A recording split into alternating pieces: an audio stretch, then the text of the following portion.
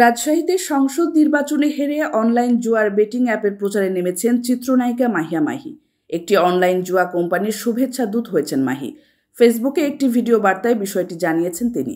এর আগে দেশ ও আন্তর্জাতিকভাবে নিষিদ্ধ এমন সাইটের বিজ্ঞাপন ও শুভেচ্ছা দূত হিসেবে নাম জড়িয়েছে অনেকেই।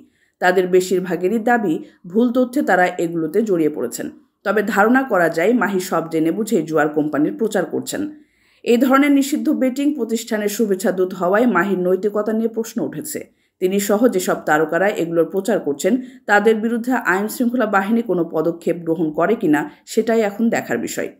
এদিকে সময়টা ভালো যাচ্ছে না মাহির। হাতে নেই সিনেমা, নির্বাচনে হেরে গেছেন, দ্বিতীয় সংসার ভেঙেছে। তবে নিজেকে ফিরে পেতে আপ্রাণ চেষ্টা চালিয়ে যাচ্ছেন তিনি। জিমে গিয়ে নিজেকে ফিট রাখছেন, নতুনভাবে নিজেকে দর্শকের সামনে হাজির করতে চাইছেন। সম্প্রতি একটি ফটোশুটে অংশ নিয়ে মাত্র 1 মিনিটের নাচের ভিডিও নিজের ফেসবুকে শেয়ার করেছেন তিনি, যা দাবানলের মতো ছড়িয়ে পড়ে অনলাইন দুনিয়ায়।